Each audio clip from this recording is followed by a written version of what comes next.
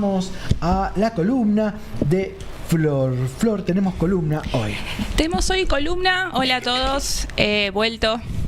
Me tomé licencia 15 días y volví.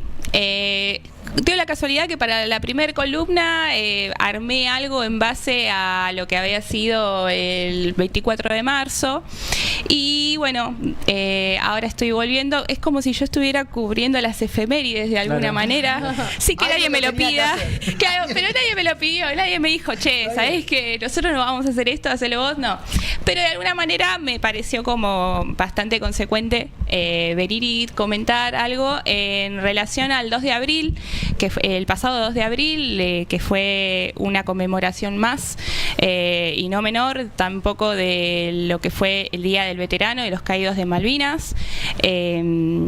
Bueno, me hizo, como a todos, quizás tomarme un tiempo para reflexionar cómo, de alguna manera, a partir de la literatura se pudo también abordar este tema. Y obviamente el campo es amplio, ¿no? Tratando de pensar cómo a partir de registros, tanto periodísticos y de medios, en ese momento se pudo haber cubierto esta situación, esa causa, y me acordé de un libro que es el que les voy a comentar hoy, pero antes de decirles o de tirarles el título, vamos a poner un poco de, no storytelling porque se va a hacer súper largo, pero sí meter un poco de contexto, contarles sobre el autor en cuestión que vamos a conocer en el día de hoy para quienes no están al tanto. Estamos hablando de Enrique Folkwill. ¿Alguien lo conoce? ¿Le suena? ¿Toca de oído? Enrique Folkwill. Ah, Hot Wheel, entendí. Sí, que nunca tuve el inventor de los autitos. Mi dicción en inglés está rara. Yo estoy bastante sordo igual también. Bueno, pero venimos un poco ahí con el inglés, Harry Potter, literatura inglesa. Bueno, Quique Hogwill, como lo llamaban los amigos, era un oriundo de Bernal, por eso también quería como traer un poco de cercanía a lo que puede ser la zona invisible que nos rodea, la periferia de este lugar. Nació en Bernal, tengo acá como el machete, en 1941.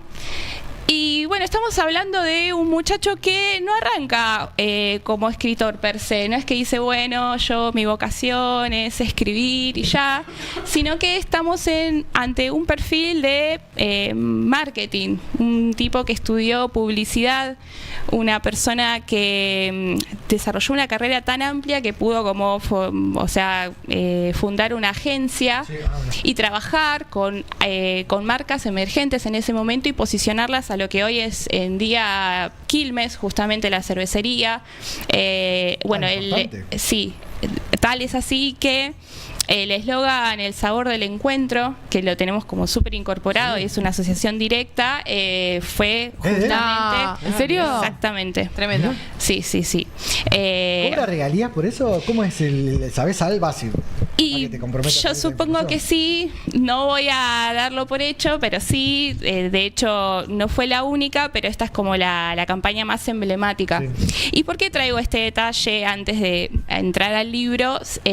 Porque me parece que podemos pensar a partir de un lema, eslogan, ¿no? Como desde una frase o desde una construcción también de alguna manera literaria, ¿no? Se puede encarar hacia dos destinos. Uno puede ser de desarrollo de mercado, de publicidad, o también puede tener un sentido, o este tipo de procedimiento se puede pensar como para escribir poesía. Y eso es lo que pasó con Folkwill a medida que el camino de la agencia de publicidad y el éxito comercial y cierto perfil, ¿no? de alguien innovador le fue generando de alguna manera. Porque ¿qué pasó? En un momento se hincha las bolas, hablando mal y pronto, de toda su carrera como en una agencia, y empieza a considerar que quizás soltando eso ya estaba bastante bien ubicado. Claro. Podía ponerse a escribir haikus y podía ponerse a escribir poesías y así ampliarlo y marcar un horizonte hacia lo que es la narrativa y la escritura y la literatura en sí. Bueno, ahí estamos viendo a Folkwill.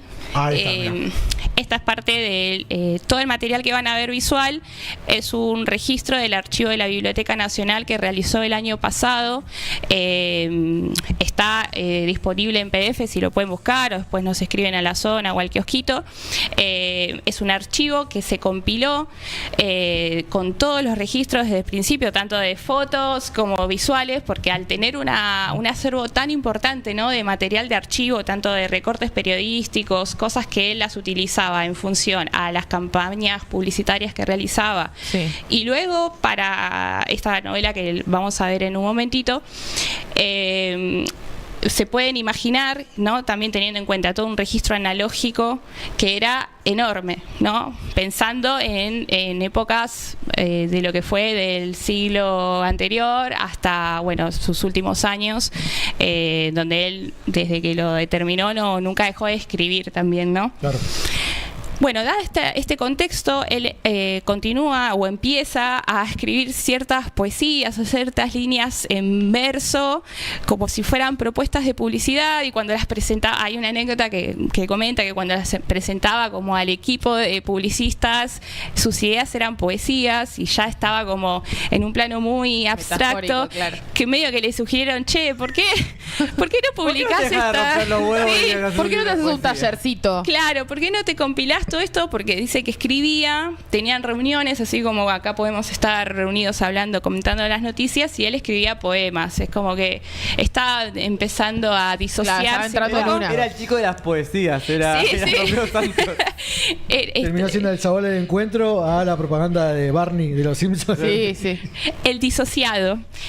Y bueno, un poco por también teniendo este rasgo, ¿no?, de pensar comercialmente, los propios publicistas le dijeron, che, ¿por qué no compilás todos estos papelitos que nos das y te haces publicás tu libro de poesías? Y él dice, ¿saben qué? Voy a hacer esto, pero también voy a fundar mi propia editorial de poesía. Bueno, o sea, ya en mente de bicho ahí comercial. Y fundas por primera vez tengo acá la editorial Tierra Baldía, que es de poesía propiamente, y como si eso no fuera... Editorial de poesía. Sí, sí, bueno, hay mucha cuestión de ritmo y demás. Llega el año 1982, bueno, el contexto 2 de abril, incluso previo, ¿no?, ya se viene como un poco cocinando esta situación a lo que es la llegada a Malvinas, ¿no?, de las tropas argentinas. ¿Y qué pasa? Yo acá pongo una pausa para explicar o para acentuar esto que tenemos, que hay que tener en cuenta, que es la mirada desde un publicista, la mirada desde alguien que está constantemente tratando de tener una perspectiva social o no desde la actividad política, pero sí desde un punto de vista, hasta incluso pensándolo de la sociología, de la psicología, ¿no? Para las bases del marketing. Exacto. Es como teniendo en cuenta esa base, medio que los medios de comunicación en ese momento eran un poco la manera de tener un mayor alcance o de tener en cuenta de forma más amplia, ¿no?, cómo viene la temperatura social, el ánimo. Y cuenta la leyenda que, de hecho, bueno, él después lo traspola a su diario, pero estaba un día él visitando a la madre, o no sé si es que convivían. Tengamos en cuenta que si ya se lo identificaba como el muchacho punk a Folkwill, no era un dato menor. Vivía con la madre, ya tenía como esta postura de buscar de alguna manera como ir un poco más lejos, ¿no?, llevar a más lejos ciertas cosas, y dice que, o cuenta la leyenda, que en una noche o una mañana que él viene como trasnochado, pasado de sustancias bastante duras y sintéticas, se encuentra con la madre viendo el noticiero en una de estas placas que estaban, ¿no?, anunciando que llegaban o que ya había arrancado la guerra. y ante la noticia de que habían el primer ataque de que se hundieron un barco, la madre asumió como si asumió como el rol del mismo ejército argentino para decir hundimos un barco. Claro, se sintió interpelada. Sí, y cuando llega Focke le dice hundimos un barco. Lo asumió y habló como se metió dentro de esta pluralidad, ¿no? de lo que estaba sucediendo, y a él le impactó muchísimo esta toma de posición de parte de la madre. Es que es una señora que uno puede pensarse en ese momento, incluso ahora, como alguien que es el ciudadano promedio típico que está mirando las noticias. Y él impactó tanto que inevitablemente se le disparó la idea primigenia de lo que luego fue la novela Los Pichiciegos, que es el libro que les vengo a sugerir hoy acá a ustedes y a quienes nos están escuchando en este día. Los Pichiciegos fue escrita durante... desde ese preciso instante, obviamente yo estoy tomando el mito, ¿no? Pero es como que es muy posible que haya sucedido eso. En el preciso instante en el que la madre le dice hundimos un barco, a él se le dispara la idea de unos muchachos, de unos soldados que estaban buscando la manera más eficiente de esconderse durante la guerra de Malvinas. En Malvinas, en ese mismo año, en ese mismo periodo exactamente. Y lo que pasa acá con esta novela es lo siguiente. Esa es como la premisa, pero después cuando uno se adentra a la novela y entra, valga la redundancia, entra a sus primeras páginas, ya hay un momento de dislocación total. Porque no hay como una introducción a decir, bueno, los soldados tal se fueron. Uno ya entra dentro de un diálogo que está en la oscuridad total, porque están los pichiciegos, es una referencia al Tatú Carreta, que es como la forma más, ¿cómo decir? Más... ¿Cómo? ¿Vulgar? Sí, no diría que vulgar, pero es criolla, como, digamos. Claro, una forma criolla, pero a la vez es como un acuerdo en común de cómo llamar a algo que ya está dado, tiene un nombre oficial o científicamente dado, bueno, de una forma más particular, más colectiva. Claro. Y como el bien te veo, el bicho feo. El bicho feo. Exacto. ¿Y qué pasa? Ellos, la referencia de los pichiciegos, o se hacen llamar así porque la cueva en donde están la nombran como la pichicera, y es una referencia a estos animales que se esconden durante el día para salir a la noche a buscar provisiones y como que cazan su propio pozo.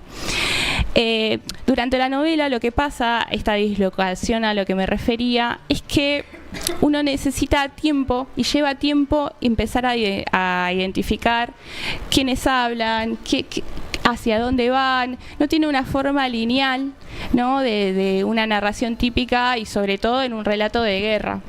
Qué bien elegido el nombre, porque cuando le dijiste y describías al animal, se me vino un montón de imágenes que están difundidas en internet, noticieros, de la guerra, de los soldados siempre ocultos. Sí. ¿Sabés si tenía alguna referencia de eso? ¿De dónde viene? Porque no creo que se hayan difundido tantas imágenes así. Nosotros sí la tenemos por acceso a internet, pero...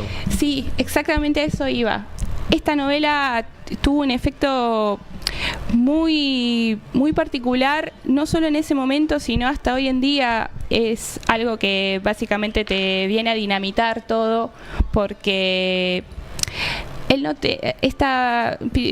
Focke solo tenía referencias de lo que estaba pasando en la guerra a través de lo que se pasaban en los medios, y en los medios constantemente estaban anunciando que íbamos ganando, ¿no? Había como cierta presentación y demás de como victoriosa, o de intentar construir una épica, y lo que pasa en la novela es justamente una antiépica, o no es una construcción desde ese lugar, ¿no? De pensarlo, sino del lado más humano, ¿no? Y también de presentar cómo la diversidad de las voces, porque hay varios registros, incluso que eran reportes periodísticos donde se notaba que eran personas o soldados de distintas provincias, con todas sus variaciones lingüísticas que se puede dar, ¿no? Con las entonaciones y demás. Y Fogwill eso también lo traslada a la novela. Cada personaje o cada voz que tiene como una intervención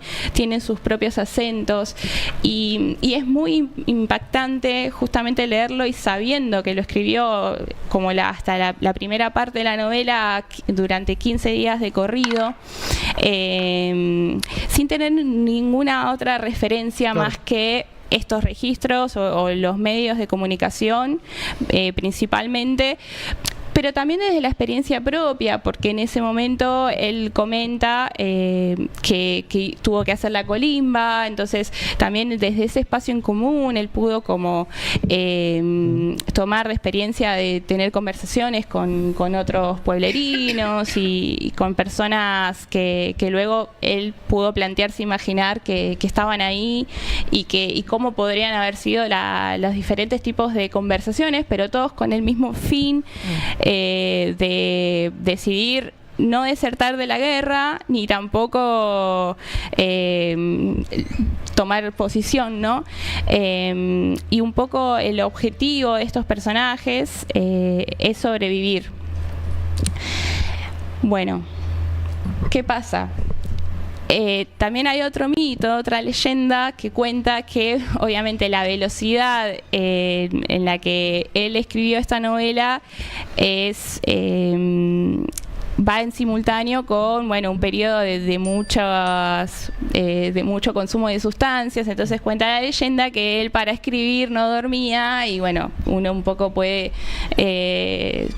sospechar, ¿no? de por qué no dormía, por este consumo ahí de sustancias. Y también desde esta lógica, ¿no? de pensar autopublicarse, él ya sabía que estaba como teniendo una historia o estaba abordando el tema de Malvinas desde un lugar que contraponía el discurso oficial, ¿no? Esto es algo que lo hablábamos la semana pasada. Entonces él mismo se ocupó de realizar las copias, las fotocopias para circularlas por las distintas editoriales principalmente, pero luego también para autopublicarse o al menos que haya una primera versión autopublicada. Entonces ahí también viene, ¿no? como esta idea del fanzine, del hazlo tú mismo, o sea, es muy, muy oportuno esta idea punk, ¿no? desde ese lugar. Y 2 meses, Malvinas en junio del 82 se retiran y él a los 2 meses logra como cerrar con una editorial para que lo publiquen. En su momento fue como muy polémico y no fue tomada en cuenta, pero hasta el día de hoy, en ese momento, ya era un punto de vista muy, muy impresionante de lo que se podía intuir que estaba pasando realmente. Y a mí, para ir cerrando, creo que estamos bien de tiempo. Estamos bien, sí. Quería proponerles pensar, ¿no? Cómo de alguna manera este hecho después, si fue trasladado a la literatura, ¿no? Cómo también en ese momento operaba las fake news, ¿no? O el concepto de fake news que nosotros lo tenemos ahora, cómo operaba, digamos, para construir no solamente un relato, ¿no? y tender y de alguna manera hacer que los espectadores o todo un contexto social sea acorde, ¿no? a una noticia que era en función a fines políticos, cómo también desde ciertas perspectivas se puede proponer un relato nuevo. Sí. Nada, eso. Sí, un nuevo y de resistencia. Sí. En el chat te preguntan de qué año es el libro. De 1982. Salió ahí justo durante la guerra. Se escribe durante y a fin de ese año se publica como sus primeras versiones. Sí. ¿Y sabés si tuvo algún tipo de represalia en pos de la dictadura, digamos? Y mucha gente estaba impactada porque lo que propone también el libro es que es el relato. Luego de la segunda parte hay una revelación, pero no estoy spoileando mucho. Se revela quién es el que está contando esa historia desde adentro, ¿no? De la pichicera. Y esa revelación tiene que ver con que es un relato de una persona, o sea, del efecto postraumático de la guerra. Entonces, no solamente estaba tratando de anticipar o de presentar lo que estaba sucediendo en ese preciso momento, o sea, es como que todas estas dislocaciones a las que me refiero tiene que ver con que es un relato polifónico, no hay una voz principal, un personaje principal, pero también el tiempo en un momento está dado en el presente mismo y luego hay como un salto temporal hacia adelante. Entonces él podía anticipar ambas situaciones, tanto el efecto postraumático de volver a la guerra, que eso lo vemos al día de hoy. De hecho, el personaje que está dando como su relato se lo está haciendo a nada más y nada menos que al psicólogo. Y es muy interesante porque el psicólogo le cuenta a este personaje que va a escribir un libro y que por eso necesita ese registro, y ambos, uno se llama Rodolfo y el otro es Quiquito, ¿no? Que es referencia a él mismo. Tiene un par de detalles que son increíbles. Varios personajes tienen nombres de escritores de la época, como David, el turco, se sabe que se refiere al turco Aziz. Bueno, hay varios personajes que están como resueltos de esa manera, como si fuera no llega a ser un boceto porque pasó por ciertas correcciones, ¿no? en el proceso que lo fue escribiendo, pero se nota el apuro también, ¿no? Y también la urgencia de ser publicado, casi como un ejercicio de necesitar dar una segunda perspectiva a la situación, claro. Porque la mainstream. Sí, la mainstream era muy pesada y estaba tendiendo a la sociedad hacia otro tipo de interpretación de lo que estaba pasando. Y por último, ¿sabés si saltó alguna adaptación, sea audiovisual, novela gráfica? Eso no he investigado. Gráficas sí, muchísimos. Sí. Documentales también. Películas no estoy al tanto, creo que no, o no de forma mainstream oficial, tampoco. A mí me parece que eso no se está dando o no se dio. Supongo que también por una cuestión de derechos, ¿no? Por pelear y también por tener cierto perfil publicitario y demás, pero también porque porque presenta ciertas dificultades, ¿no? Como para hacer una adaptación, claro. Pienso en el formato de guión. Y también hay varios puristas, yo en este caso no me considero, me parece que así como es la novela es súper interesante, y el ejercicio de estar leyéndola y sentirte extraño y no saber quién habla, pero estar ahí adentro, ¿no? Es un poco lo que le da, ¿no? la gracia. Entonces me imagino que mucha gente puede mostrarse un poco reacia a que haya una adaptación, porque realmente es algo complicado. Flor, muchísimas gracias. Gracias. Muy buena la columna. Ustedes. Muy buena. Este aplauso es para Flor, el kiosquito de Flor. Síganla en las redes sociales. Hay muchos de estos libros y otros más que van a venir, que también pueden conseguirlo en el kiosquito de Flor, o le escriben por privado, le dicen: ¿lo tenés, no lo tenés? ¿Dónde lo puedo conseguir? Flor responde. Todos los mayordomos que tiene Flor lo van a responder. Todas mis voces de mi cabeza. Los vídeos de Flor lo van a responder. Hay una nota de color acá que dice que Tierra Baldía, el nombre de la editorial, puede ser una referencia a la obra del poeta T.S. Eliot, que es. Sí. Bien, ¿cómo estamos la comunidad? Chat está. Bien. Los quiero mucho.